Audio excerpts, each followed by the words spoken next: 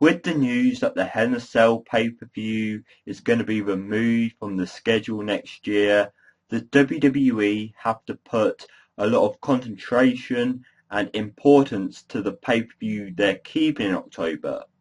Yes, it could still be a filler pay-per-view, but you still need to give some importance, some enjoyment, some anticipation to a pay-per-view.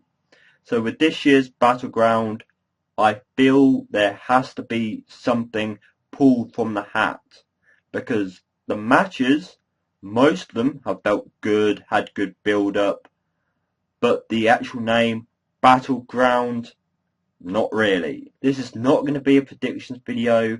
This is just going to be about my feelings going into this pay-per-view based on each match. And in the end, I would like to hear your feelings and possibly your opinions. Like, we have Dolph Ziggler versus Damien Sandow. Two guys with similar losing streaks and wins, but they should also be at this pay-per-view because fans want to see them, and because we have an ex-world champion in Dolph Ziggler, a Mr. Money in the Bank, and a possible World Heavyweight Champion in Damien Sandow. The only thing missing is the feud between these two, and possible a direction or a proper concentration build-up on one of these two. Tell me who you think is going to win. Curtis Axel, the current Intercontinental Champion, is starting to not feel as strong of a Paul Heyman guy. The concentration was taken off him, fed onto CM Punk, fed onto Paul Heyman, fed onto Ryback, fed onto Brock Lesnar when he returns. So it's a shame, and also during that time, Curtis Axel as the Intercontinental Champion has not felt important. The championship's not felt important. So that championship is just an accessory to Curtis Axel. So the fact he's defending it, finally, against someone who I could see probably being more entertaining with the championship, but maybe R-Truth's time within that role has come and gone.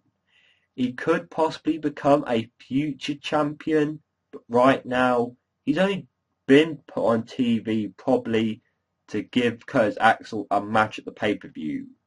Filler! I can understand you being disappointed that Cody Rhodes hasn't quite made it up to the main event scene or the main championship scene, but right now he's involved with the corporation, he's involved with the Shield.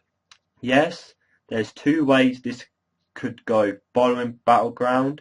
It could have just been a way to get him back on TV, a way to get his job back, but at the same time, we could be seeing a tag team of the Rhodes brothers. As much as, like I said, you might want to see him go higher, I'm all for this tag team.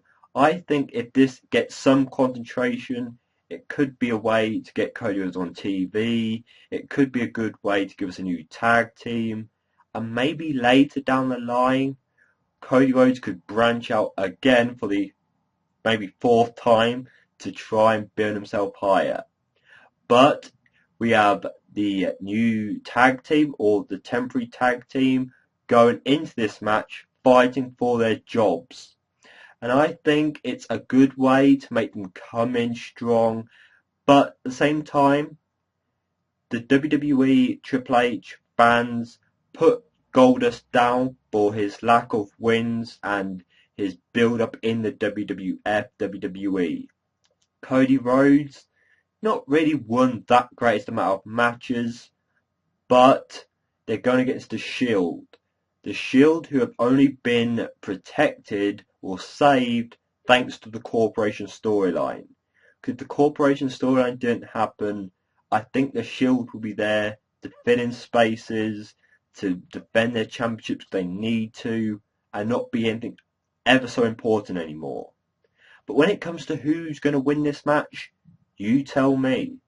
Even though we've had AJ cut down all the divas with one promo, I want to question, are they saving the feud with Natalya for a later pay-per-view, or has that feud come and gone?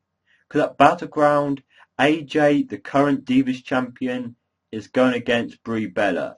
Brie Bella, the girlfriend to Daniel Bryan. I don't think they're going to use the relationship factor to make Brie Bella become the new Divas champion. But the question is, eventually AJ will have to lose that championship. Is it going to be to Brie Bella, or is the Natalya feud going to come back at a later point? You tell me who's going to win and why. Are you fans like me and just waiting for Del Rio to lose that World Heavyweight Championship? He's not been booked as a really strong heel anymore, and from what I've seen, heard, not many fans are caring ever so much about him anymore. Not as much as they may used to have done. Then we got Rob Van Dam fighting his way with Ricardo Rodriguez at his side, going his way up as the possible face to capture the World Heavyweight Championship. And sooner or later, we do need a face to become the champion so Sandow can cash in to possibly win or fail his cash in. So is BattleGround going to be the place where Rob Van Dam defeats Del Rio in the match? Even though, for the BattleGround concept, could this be in a cage? The reason why I think CM Punk is in this stretched out storyline with Paul Heyman, which I am enjoying for the most part, is because they've continued building it up to Brock Lesnar. And if the money's correct, if the feeling's correct, if Brock Lesnar wants to do it, I think CM Punk and Brock Lesnar should go in the Hell in a Cell match. Especially when these two scream out a big match like that. Especially when this could be the last WWE Hell in a Cell pay-per-view before they remove it from the schedule next year, if it's still going to happen that way. But CM Punk versus Ryback, who's got a character that I've not liked, a character that's only got worse, and a character right now the WWE are trying to save it by making him a Paul Heyman guy. Is it working? Is it not? In my opinion, it's not. But guys, who's going to win this match? Because right now, I don't really care ever so much about Ryback's half. CM Punk's half is being built up to Brock Lesnar. WWE fans, please explain why this WWE Championship has to be vacant for this match at Battlegrounds. We're not having a returning John Cena to make anything different to this match after his surgery, who's recovering quite well. There's nothing really different to this match. Randy Orton, who's seeming to be in and out of a relationship with Triple H. Daniel Bryan, who's built his way up there. I feel he's there now, but he's still involved up there while we do wait for the actual return of John Cena.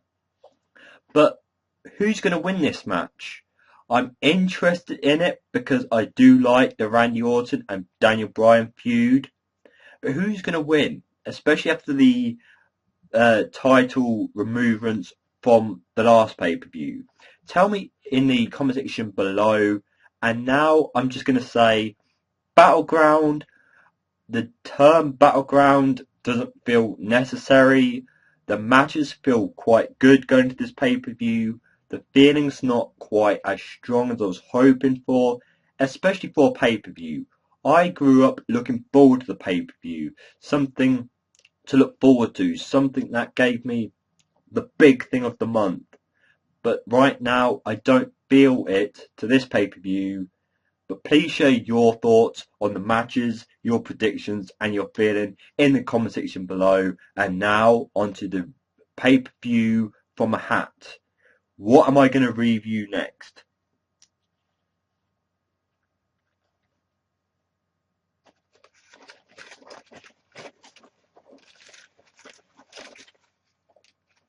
Okay, it flew out.